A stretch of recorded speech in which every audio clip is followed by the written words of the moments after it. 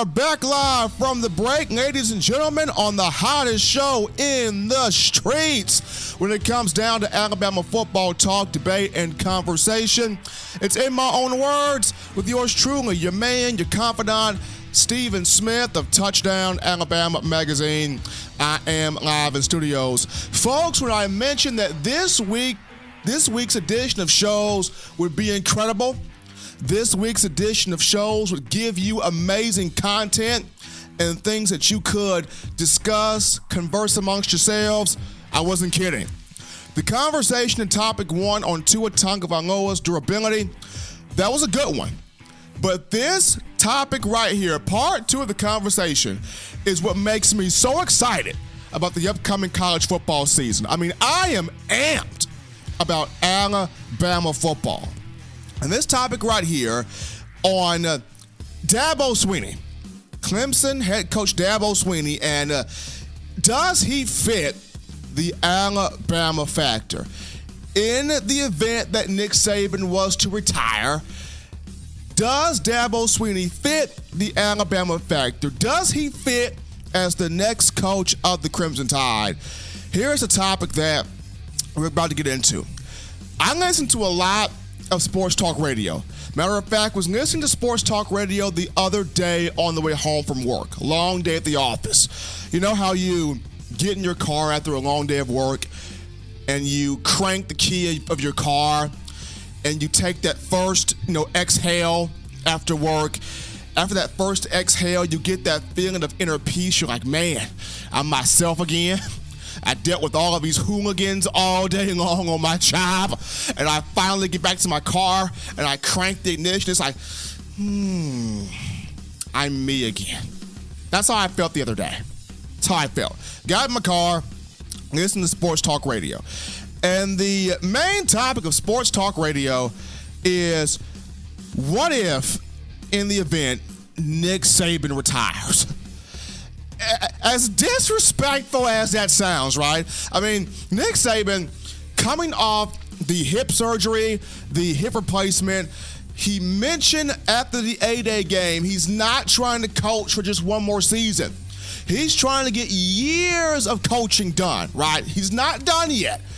But yet, everybody, conversation being, if Nick Saban was to retire right now, who would be the de facto replacement? Who would fit in as the next Alabama coach? And, what's so crazy is, prior to the last few years, the conversation has always been, at some point, Nick Saban is going to leave Alabama to go elsewhere, right? He's only in a program for 4 to 5 seasons. He's going to go to Texas. Alabama's getting boring to him now. He's won national championships. He's produced the University of Alabama into a National Football League draft factory. He's done all he can do with the Crimson Tide. He wants to conquer something new. He wants to conquer something different. Bama's getting boring. Bama's getting stale. Bama's been there and done that. He wants a new challenge. And you don't see Nick Saban and failure in the same sentence, but people always like to bring up, well, his career in the National Football League was a failure with the Miami Dolphins. He should go back to the NFL and really show that he could dominate that league. Now, people always like to leave out this little caveat. The NFL did not give Nick Saban complete control. Henceforth, the Miami Dolphins situation with Drew Brees. There was one team doctor that overruled Nick Saban. Now, people don't want to say that. Oh, no. They don't want to put that little caveat in there because that cancels out the argument. But one team doctor overruled Drew Brees, and just because, he was given a 10% chance to play again due to, completely shattering that shoulder just about, Nick Saban still wanted Drew Brees. The NFL did not give him complete control in making that happen. The Miami Dolphins did not do that. He was overruled by one team doctor. But for the longest of time, prior to the last few years, it's been, Nick Saban's going to leave to go somewhere else. Well, after he and his wife, Miss Terry, nipped that in the bud, the last few years, the talk has drastically changed to, okay, he's not going to leave and go elsewhere, but at some point, Nick Saban's got to hang up the shoes and retire, right? I mean, he's 67 years old, for Christ's sake. The brother's going to be 68 this season, Halloween of this year, October 31st of 2019. At some point, he is going to retire. That body is going to break down. Like, that physical physique cannot hold up much longer, can it? I mean, he's just coming off the hip surgery, the hip replacement. I get it. We see the news clippings of him throwing the cane and the walker to the side, but I mean, once he gets on the field, at some point, he is not going to stay atop the football mountain, right? I mean, he can't coach into his 70s and 80s.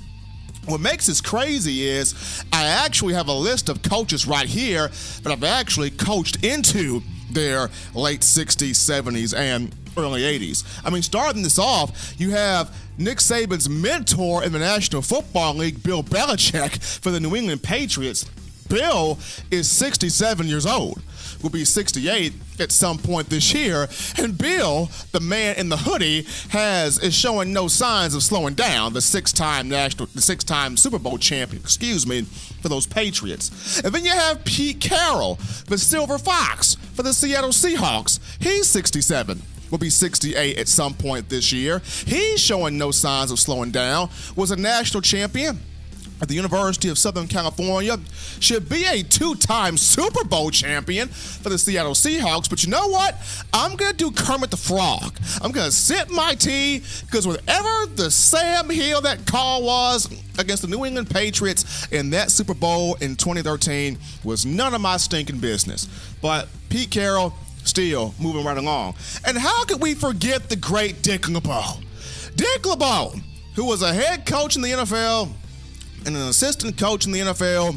His last coaching gig from 2015 to 2017 was with those Tennessee Titans. The brother coached until he was 80. Dick LeBeau was 80 before he retired.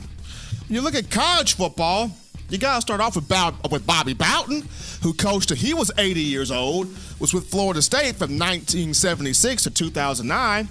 Joe Paterno could have coached until he was 90, if not for that whole mess that went down with Jared Sandusky at Penn State. God rest Joe Pa's soul.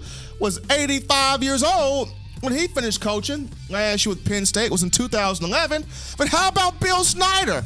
I mean, he's probably the only guy that can start his career off at at Kansas State, then leave Kansas State, watch Kansas State crumble to the ground, come back to Kansas State, and build it right back up. Bill Snyder coached until he was 79. Last year, 2018, with the Wildcats. And then Steve Spurrier coached until he was 74 years old. From 2005 to 2015, was at South Carolina. Spent last season, or one season, with the Orlando Apollos of the American Alliance Football League. Hate that group, disbanded, got suspended, but oh well.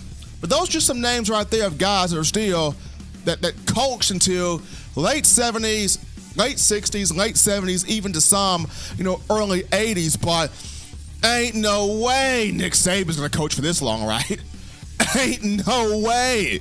Like, the question's been Nick Saban's retirement.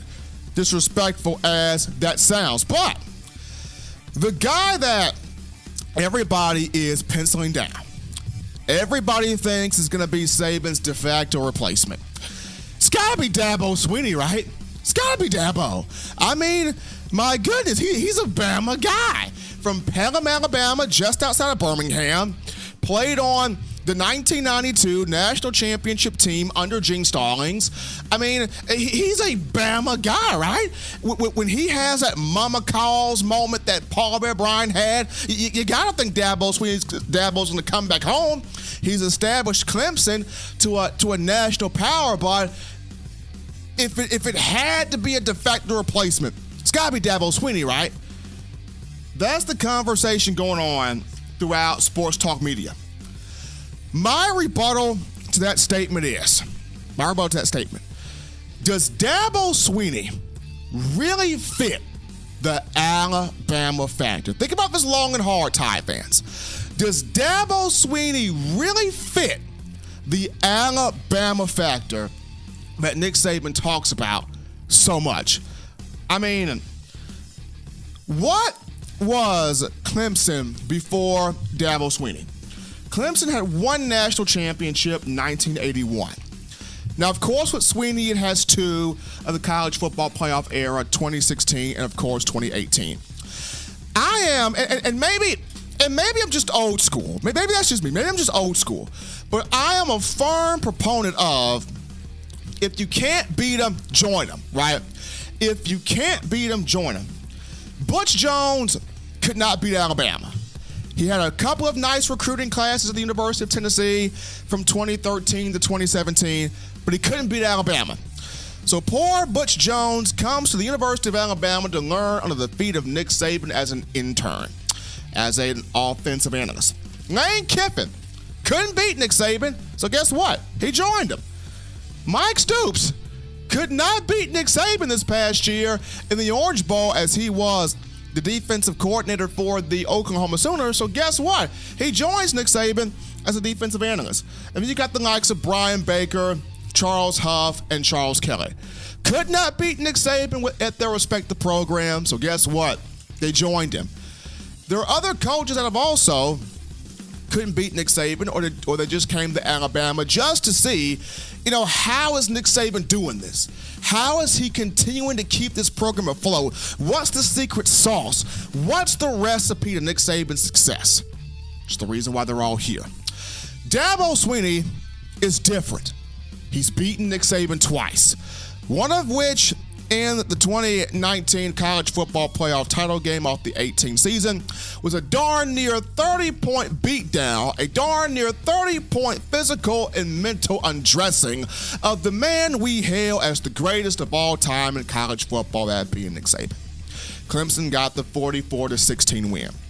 So with him beating Saban twice and him being the co-king of the college football playoff, if you will, there have been 5 CFP national championship games. Clemson's won 2, Alabama's won 2, Ohio State won the first one in the inaugural year of 2014. With Dabo doing this, Alabama would not solidify him. I mean, coming to Alabama would not solidify him, but the biggest thing in this for me is there is a lot of freedom that Dabo gets at Clemson. I mean, here's a guy, and I'm not knocking him. Great coach, strong Christian man of faith. Nothing against the guy personally, but this is a guy that has a lot of freedom at Clemson, right? I mean, he's giving players wet willies before the NFL draft. I mean, he's got these crazy slogans called "Bring Your Own Guts." I mean, he's dancing in the locker room. He's created a culture at Clemson that is based on fun, excitement, carefree. We're doing it for the kids. We're doing it for the education. We're doing it because we're a family, coaching continuity, all of these things. Versus Alabama, that's built the program off of toughness, blue collar, hard hat, business mind mentality, tradition, NFL draft factory.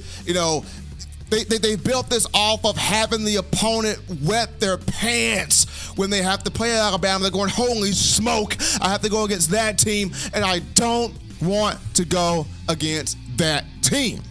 You even have young men that their minds are not even fully developed. They're 17, 18, 19 years old, can't even lease a car, but they know if I go to Alabama, I'm making a business decision going to the NFL.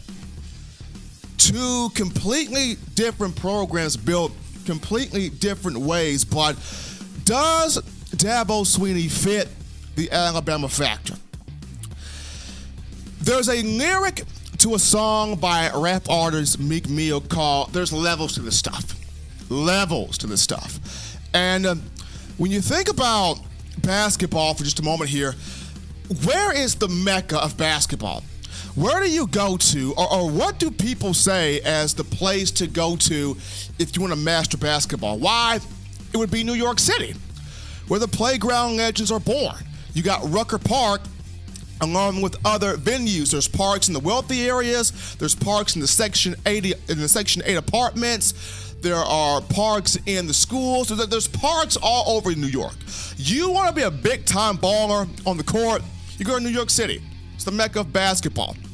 In the same frame, the mecca of college football is Tuscaloosa, Bryant-Denny Stadium in Alabama. It's where legends are made. It's Titletown, Tuscaloosa. It's prestige, it's tradition, it's all of these things. You want to win national championships, you want to go to the NFL, you go to Tuscaloosa, Alabama. There's levels to the stuff. I mean, Clemson is the equivalent of a Hyundai Elantra. Hyundai Elantra is a nice car. I drive a Hyundai Elantra. It's the equivalent of a Dodge Charger. Dodge Charger is a nice car. But Alabama, we're talking Mercedes-Benz, BMW, Rolls-Royce. I mean, we're bringing out the big guns. We're driving in class. Clemson is like, and I'm not a drinker, but Clemson is like, you know, your Budweiser, your Bud Light, your Coors Light, your 40 out the bottle. Nothing wrong with sipping a little 40 out the bottle. But Alabama's like P. Diddy in the 90s, popping Cristal. The fancy stuff, the big stuff. You're drinking with the big boys when you're popping that Cristal. That's Alabama football.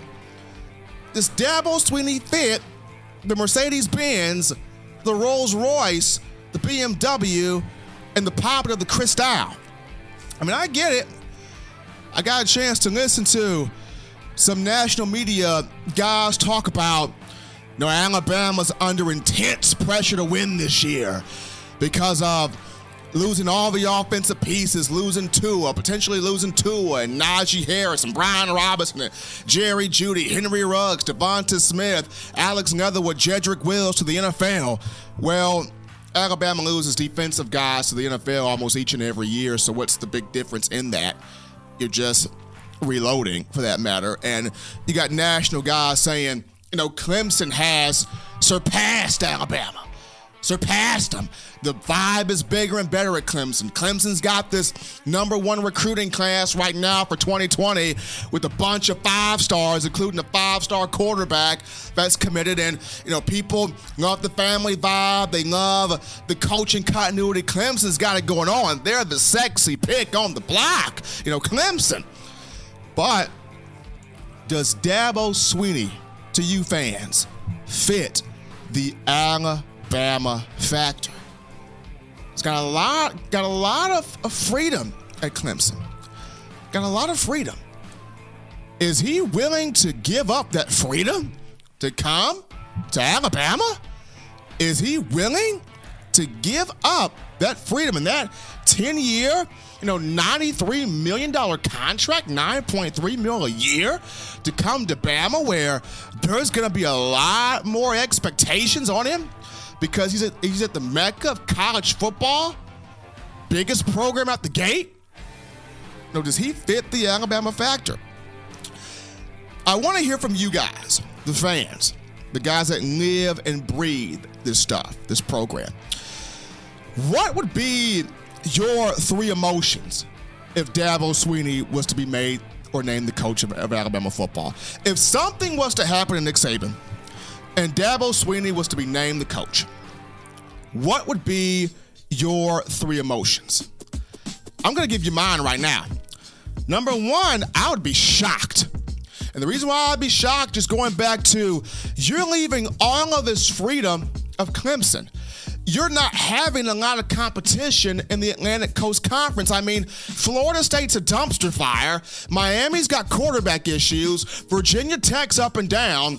Virginia's up and down. North Carolina State be sometime. And Duke and Wake Forest are basically bottom feeders. You don't know what the heck is going on at Georgia Tech. Clemson's running that conference.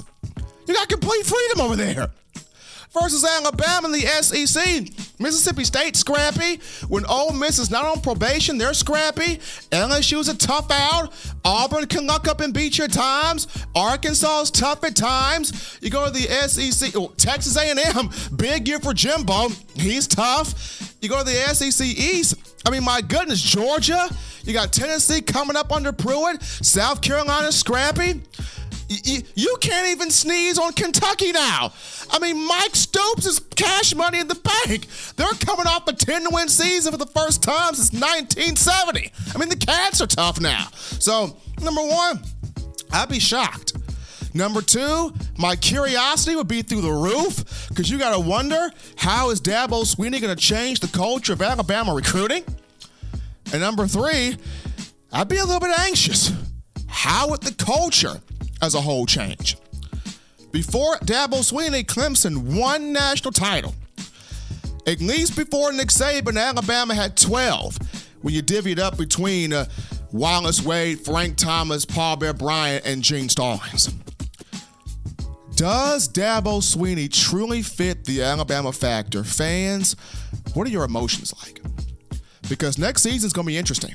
It's going to come down to, it's going to be one of two things. Nick Saban comes back, shuts college football up. He and Tua win the national championship, and all the stuff that was talked about in the offseason becomes hogwash.